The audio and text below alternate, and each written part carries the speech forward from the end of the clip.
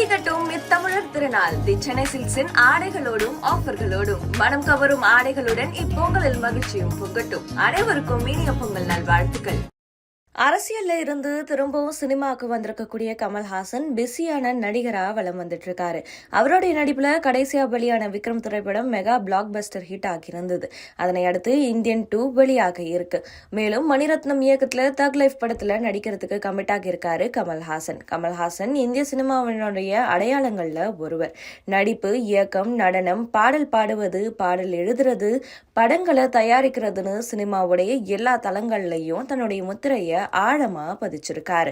அவருக்கு சினிமால தெரியாதது எதுவுமே இல்லைன்னு பலர் சொல்லுவாங்க. ஆனா அவரோ இன்னமும் நான் சினிமால கத்துக்கிட்டே தான் இருக்கேன்னு ரொம்பவே பவ்யமா சொல்லுவாரு. ஆனா அவர் தான் தமிழ் சினிமால பலருக்கு ரோல் மாடல். தற்போதைய சென்சேஷனல் இயக்குனர் லோகேஷ் கனகராஜ் கமலோடைய மிகப்பெரிய ரசிகர்னு அவரே பல மேடைகள்ல சொல்லியிருக்காரு. சில காலம் அரசியல் தளத்துல மும்முரமா இருந்த கமல்ஹாசன் விக்ரம் படத்தின் மூலமா திரும்பவும் ஒரு கம்பேக்க கொடுத்து சினிமாக்குள்ள வந்தாரு. இதனை அடுத்து இந்தியன் 2 படம் வெளியாக இருக்கு. படத்தினுடைய ஷூட்டிங் முடிஞ்சு தற்போது சிஜி பணிகளும் பிற பணிகளும் நடந்துட்டு வரதா சொல்லப்படுது. அநேகமா இந்த வருஷம் ஏப்ரல்ல படம் வெளியாகலாம்னு எதிர்பார்க்கப்படுது. அதனால கமல்ஹாசனுடைய ரசிகர்கள் உற்சாகமாகி இருக்காங்க.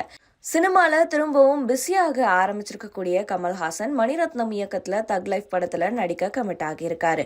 இவங்க 2 பேருமே ஏற்கனவே இணைந்த நாயகன் படம் மிகப்பெரிய கிளாசிக் படமா அமைஞ்சிருந்தது. டான் படங்கள் ஏதாவது வந்தாலுமே அது இந்த படத்தினுடைய சாயல் இல்லாம இருக்காதுங்கிற ஒரு நிலையை தான் நாயகன் படம் உருவாக்கி வச்சிருக்கு. அதனால திரும்பவும் இவங்க 2 பேரும் இணையறது காரணமா அந்த கிளாசிக் டச் திரும்பவும் கிடைக்குமான்ற எதிர்பார்ப்போட ரசிகர்கள் காத்துட்டு இருக்காங்க. அதன்படி டைட்டில் ப்ரோமோ கமல்ஹாசனுடைய பிறந்தநாள் அன்னைக்கு வெளியிடப்பட்டிருந்தது. அதுல வெட்ட வெளியில உடல் முழுக்க துணிய உடல்ல சுத்திக்கிட்டு நிற்கக்கூடிய கமல்ஹாசன் என் பேரு ரங்கராய சக்திவேல் நாயக்கன் காயல்பட்டினக்காரன்னு சொல்றது போன்று அவரை எதிரிகள் தாக்க வருவது போன்றதும் அந்த பதில் தாக்குதல் நடத்தும்படியும் அந்த காட்சிகள் இருந்தது. இந்த படத்துல த்ரிஷா, ஜெயம் ரவி உள்ளிட்டோர் நடிக்கவும் கமிட் ஆகியிருக்காங்க. ஏற்கனவே மன்மதன் அம்பு, தூங்காவனம் ஆகிய படங்கள்ல கமல்ஹாசன் கூட இணைஞ்சு நடிச்சிருக்காங்க த்ரிஷா. இதையடுத்து தற்போது 3வது முறையா கமல் கூட நடிக்கிறாங்க.